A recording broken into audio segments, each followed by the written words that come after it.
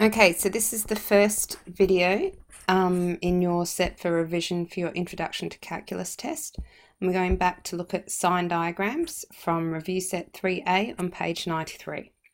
So first of all, we're going to have a look at question 8, which has a couple of graphs here that we're going to draw sign diagrams for.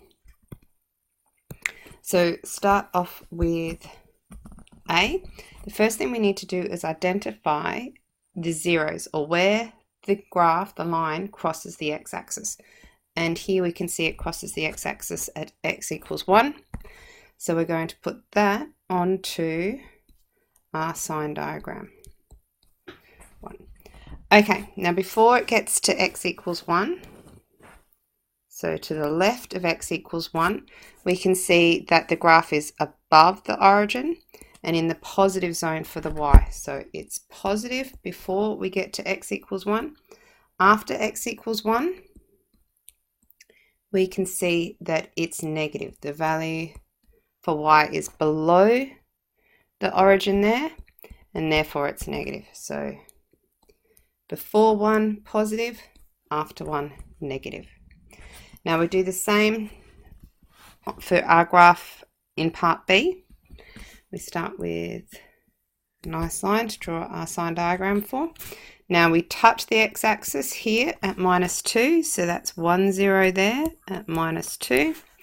And then we cross the x-axis at x equals 3 there. Now, before and after x equals -2, so here and here, the graph is in the negative zone for y, so it's negative, still negative, and then after, where it crosses the x-axis, it's now going into the positive zone. So it's above the x-axis, so the y value is positive. And that's how we draw sign diagrams for graphs. Now the second part, question 11, we're looking now at how we determine sign graphs algebraically. The first step is to find those zeros again. So first thing we need to do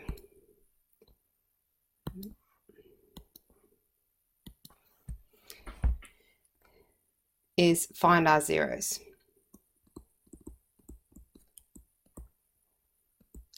And that means the values for x, where that expression is going to be equal to 0. So we know from our null factor law that if this expression or this expression is equal to 0, then anything multiplied by 0 will give us 0. So we can assess each of these brackets individually. So therefore x plus 2 must equal 0, in which case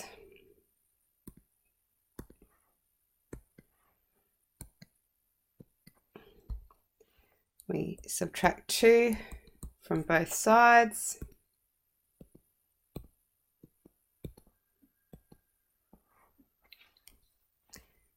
which will give us x is equal to -2. Or the other bracket, x minus 5 must equal 0.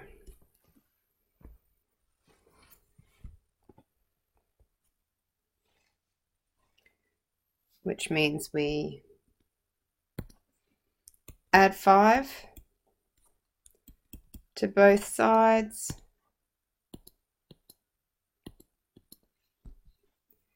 leaving us with x equals 5. So our sign diagram is going to have zeros at -2 and at 5.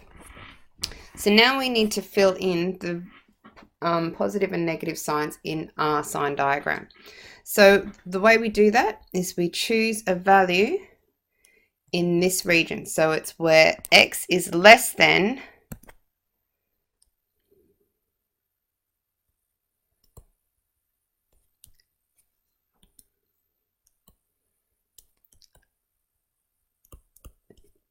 x less than -2. So easy one straight away. let's make x equals minus 3. We're going to put that value back into our original expression. Minus 3 plus 2 minus 3 take 5. Now, if we have minus 3 plus 2, that's going to leave us with a negative. Multiplied minus 3 take 5, that's going to be negative 2. And we'll have a negative multiplied by a negative, which will give us a positive. So we can put into this space over here a positive sign.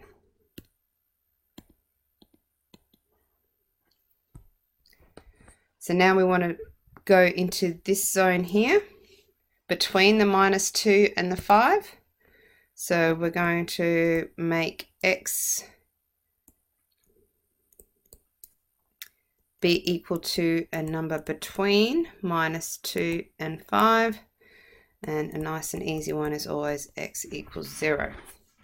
So we'll have 0 plus 2 and 0 minus 5. 0 plus 2 will give us a positive number.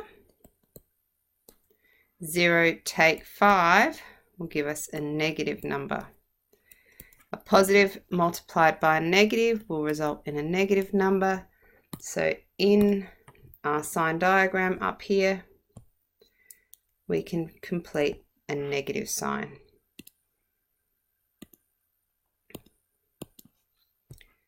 Now finally, we're going to make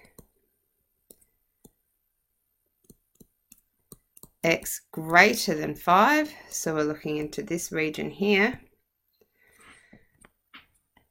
So we can make x equal to 6. So we will have 6 plus 2 and 6 take 1. 6 plus 2 is going to give us a positive number. Sorry, 6 take 5. 6 plus 2 is going to give us a positive number multiplied by 6 take 5. That's also going to be positive. And a positive multiplied by a positive will give us a positive result. So we can complete our sign diagram here with a positive.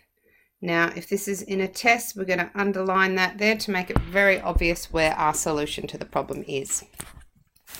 Now let's have a look at this part B of the question. Here we have minus x plus 3 squared. Now we're going to start off exactly the same way by finding our zeros. But this time, so we need minus x plus 3 squared, 0.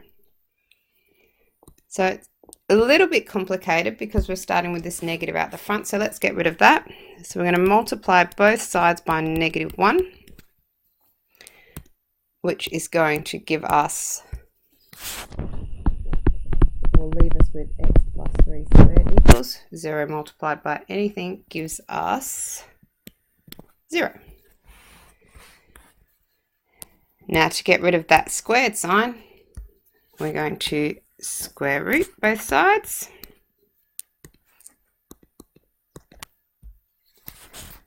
So we're going to be left with x plus 3 equals, and the square root of 0 is of course 0.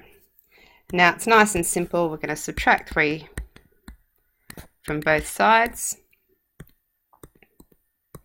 and we're going to be left with x equals minus 3. So our sign diagram is going to just have the 1, 0 at x equals minus 3. Now we need to choose numbers for x is less than minus 3 and put it into our equation. So some people might have thought ahead already here, but we're going to actually go through these steps anyway and then explain how we could do it without going through this. So if x is less than minus 3, we'll have a negative sign outside of, so let's say x is equal to minus 4, outside of minus 4 plus 3, all squared.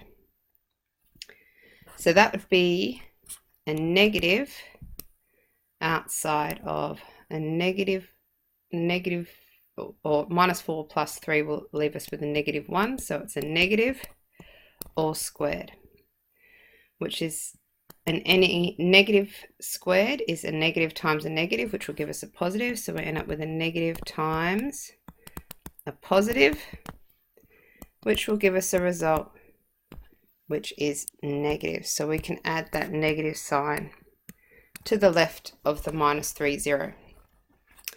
Now, those of you who have thought ahead have probably realized that any solution inside the brackets here, whether it's positive or negative, when we square it, is going to give us a positive number, and then we're going to be multiplying it by the negative. So we're always going to end up with a negative. But just to check, when we,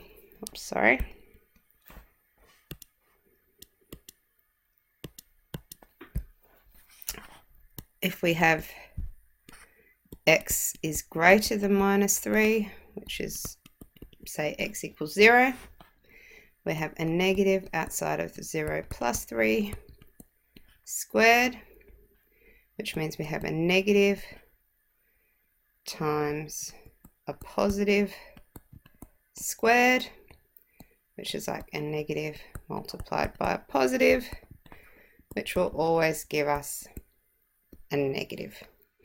So on both sides of R0, we have negative signs. Now that we've practiced these, that should indicate to us that this is something we want to have into our reference page. So on my reference page here, I've started writing about sign diagrams and the steps that I'm going to follow in order to draw my sign diagrams. So step 1 is to identify the zeros, or where the graph crosses the x-axis, by setting the expression for the function equal to 0. Then I'm going to factorize so that I can use the null function rule and then rearrange to find the value of x. Remember, if a value for x makes the expression undefined, it may indicate an asymptote. So we need to remember that. If we find a value for x that's undefined, then it might be indicating that there's an asymptote at that point. Doesn't mean it's not there, it just means that when we represent it on our sign diagram here, we draw the dotted lines. Now we choose a value for x in each space, i.e. x is less than a in this space, x is between the values of a and b in this space, and x is greater than b in this space. So one by one we find values for x and put them into the function, and we determine if it will give a positive or negative outcome for that expression. We add those signs as we find them, positive and negative, to the sign diagram. So for instance, negative like that. Now, one thing to note is that when we have a linear factor, so it's a factor that has the form mx plus c, so anything times x plus a constant, remembering that the anything can be 1, 2, 3, 4, 5, the constant can be 0 or 1, 2, 3, 4, 5. If it has an odd power, there will be a change in sign about that 0, and if it has an even power, the sign will not change about that 0. So if we go back to the questions that we just did, here we have a linear factor. So x plus 3 is a linear factor. It's like it has the form of mx plus c. And see how it's to an even power there? The signs did not change when we went around the 0. Yeah? Whereas over here, where we have two linear factors, but both of these factors are to the power of 1. Remember, imaginary ones here. So that's an odd power for each of those. So the signs change around the zeros that represent each of those factors. So that's something to keep in mind. It can make your solving of them a little bit quicker if you're comfortable just jumping to that and don't want to go through all of the steps.